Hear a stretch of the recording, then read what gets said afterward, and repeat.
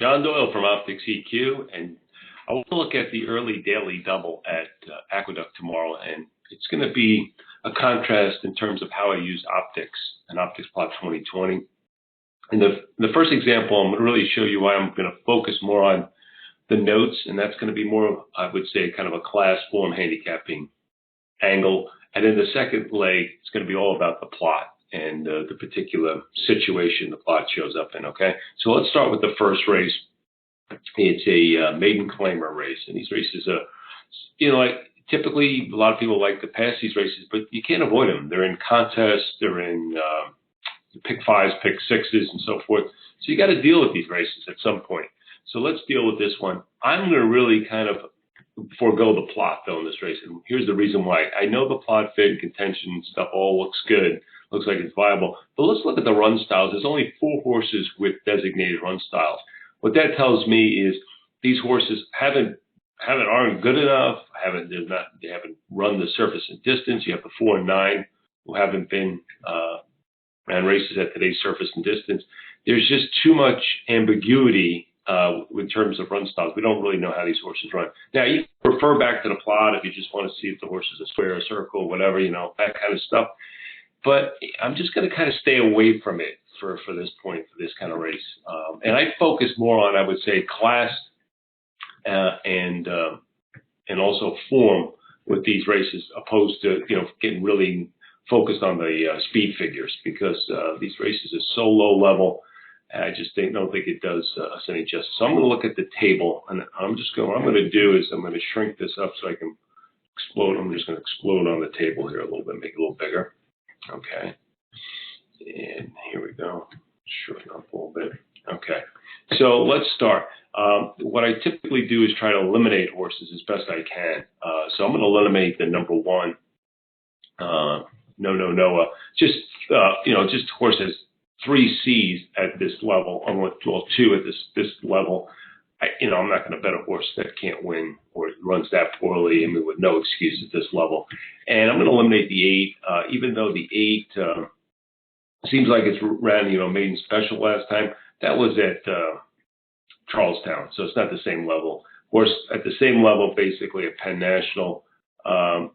Okay, I don't know, you might have had trouble there, but the Monmouth race, which is a lower level track, a C. So I'm going to eliminate the 1 and the 8 out of this race. So, and that's really what I can do so far. Let's look at the favorites. Impunity, the number 3, and Mine the Coin, the number 7. The number 7 is coming off a 79-day layoff after running a C at this level. Okay. You look at this horse, he's got speed figures good enough, but, I'm just going to eliminate this kind of horse. I'm going to play against this horse in this kind of race. Again, if I have to play the race, I'm going to try to do some things here. I'm going to try to get a price. And Mine that Coin just doesn't look attractive to me with that form. And then the number 3, okay, he's run a little bit better. He's not a complete toss, but I don't know if you really want 2-1 on this horse, okay? Yeah, and again, he's coming off a bit of a layoff. So the 3 and the 7 look vulnerable. The 7 looks like a toss to me from a favorite perspective, and the 3 looks vulnerable. So what does that leave us? That leaves us with the 2, 4, 5, 6, and 9, okay? Typically in a race like this, you might want to spread and use all these, or, you want to kind of narrow it down a little bit. And I'm not going to go through all of them. I would say that, the 4 coming off a 311-day layoff and then dropping from a maiden special to a maiden claim, unless there's something that's jumping out at me. Connections are okay. I guess you could use that horse. Just not exciting. The horse that at a price kind of intrigued me was the number 9. Okay, and I'm going to go into the grid on this horse because I just think it's worth just kind of looking at a little bit. It's a real crapshoot race, and sometimes in this type of scenario, you go for a horse that maybe on the surface looks a little bit dubious, but could maybe do something. And I'm going to show you how I use kind of notes in this situation. Now, this is a horse that's run nearly, 25 times without a win, and so it's hard to take. But the 2 things that are going to just jump at me right away is, 1, the horse has never been this low. Okay, he's been running against maiden specials and maiden 40s, maiden 50s most of the time. Okay, a lot of red in his form. But all his races have been going long on grass. He gets dirt and sprinting for the first time. His numbers are good enough. Some of his numbers are good enough. And his recent form where he's run C's at 66 and 50, he's kind of had some excuses. So 2 back, this horse was against the flow. He ran really fast and he had made a hard lead. He stretched the field, and we were all about hey, this horse probably needs shorter in the race. He kind of collapsed. But when you look at the second call, which is 6 furlongs, this horse was ahead by 4 lengths. Okay, his subsequent race, they raised him in class. Okay, kind of does the same thing, makes a big move, very wide, and then he couldn't keep up, but he was 7 lengths ahead at the second call.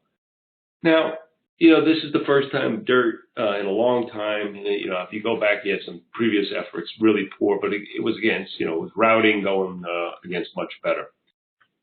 You could do worse. I mean, the horse is nearly, I guess he's 20 to 1 in the morning line. And if you're kind of going to spread in this race, this is a horse you might want to include in your multi-race bets. Okay. Just interesting, again, this horse has been so far ahead in his last 2 races at where today's race ends. Okay. So worth a shot at a big price. Okay. So that's our assessment. That's my assessment of race 1 at Aqueduct. Let's move to race 2. It's a more traditional kind of plot look. And if you look at this race, the things that jump out at you are the contention, which is heavy, and the speed rating, which is high. So what this suggests to us is, we're looking for potentially a pace meltdown. So the other step I do is I try to look at the run styles too, just to kind of confirm that. And you see a really heavy, you have 2 horses that need the lead, then you got a bunch of EP horses.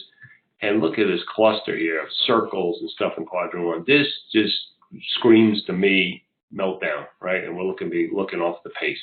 So who are we going to be looking off the pace with? Okay, so let's look at the 9, these horses, okay? 9, 5, 8, 11, 10, okay?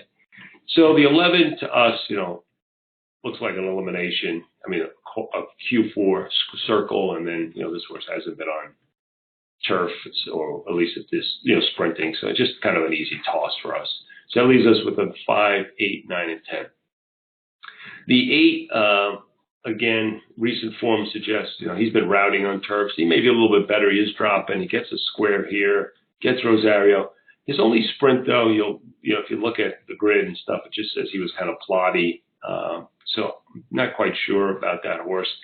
So I'm kind of lukewarm on him. That leaves us with the 5, 9, and 10. Okay. So the 10 horse, plots beautifully, as a big square, going standard, but, he's really not done much turf-wise. So he's a big circle in quadrant 4, which is kind of a negative to us. So we're left with the 5 and 9, and these are the most intriguing horses to us anyway, okay? So the 9 is a horse that's been routing, and he's been up close in his routes. He plots really well, and I think the turn back and distance might help him. He looks viable, and he's 5 to 1 in the morning line. The most intriguing horse to us is the 5 horse, and this is the Billy Mott horse. And the reason why is his last race, he finished 10th, but a very sneaky note here. He was slow out of the gate, traffic, and we thought the race, he was better than looked in that race. He's got back figure sprinting that fit with this category. He's going to get the pace that he needs to do some damage here. And he looks like a viable horse at 6 to 1. So he would be our key along with the number 9. And if you want to play around a little bit more, the other horses we mentioned, but 5 and 9 look like the horses that we might want to include in our daily double or multi-race bets in race 2 at Aqueduct. Hopefully that was helpful. If you have any questions, please contact us on our website. And thanks for listening.